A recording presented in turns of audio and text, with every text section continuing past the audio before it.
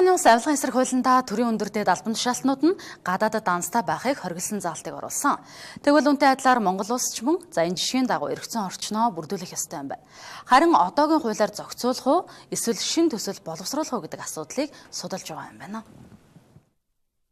Хувь хүн гадаадад данстай байх тухай асуудал нь тухайн хүний эрх. Гэхдээ төрийн өндөр албан тушаалтнууд ил талд ямар ч хэлбэрээр гадаадад данстай байх нь буруу гэлээ. Иймээс энэ асуудлыг хуульчлая гэдэг санаачлалыг Улсын хурлын гишүүн Одон Туяа гаргажээ. Бидэнд өмнөх жишээ бий. Улсын хурлын дэд дарга нь гадаадд дах дансандаа сая доллар мартаад албан тушаалаа өгч байсан удаатай.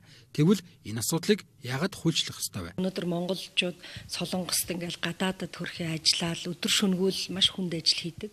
Тэгээд өөрсдийнхөө амжиргааг залгуулахаас гадна эх орон руугаа ар гэрэл үгээ нэг хэдэн доллар явуулдаг тийм. Тэгээд тэрнийг явуулж байгаа нь улс орны эдийн засгт их хувь нэмэр боллоо гэд бид ярьдаг штэ. Тэгж яах чинь томчууд нь ингээ том орнд зөөгөдөж болохгүй. Тийм учраас хүн одоо мөнгөтэй байж болно. Тэрийг хөрөнгө оруулалтын мэдүүлэгтээ тусгасан байдаг. За гол нь мөнгөө Монголдо хадгалаач гэдэг энэ зүйл байгаа. Тэгэхээр энийг бид одоо хуулинд бол оруулж тусгаж өгөх ер нь бол боломжтой гэж бол би харж байгаа.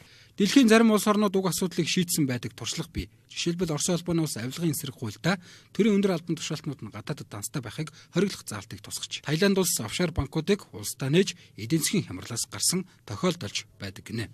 Ер нь манай гишүүд бол их л дэмжиж байгаа. Тийм яг мэдээж дэмжихгүй байгаа хүн байгаа л одоо гадаадад данстай ч юм уу их хэмжээний өмчтэй хүмүүс дэмжихгүй байх. Гэхдээ ер нь манай дийлэнх гишүүд бол дэмжиж байгаа. Тэгээ ер нь зөвөр бид нар өнгөрсөн хугацаанд хэвлэлээр харахад бол гадаадад одоо тичнээн байшинтай ч гэдэг юм уу тийм данстай гэж шүүмжилт бол иргэд хизээч одоо таатай ханддаггүй. Энэ бол үргэлжил одоо сөрөг ханддаг. Тэгэхээр өөрөөр хэлбэл яг хөө тэр албан тушаалтан мөнгөтэй байд юм байгааз тэрийг их орондоо авчир.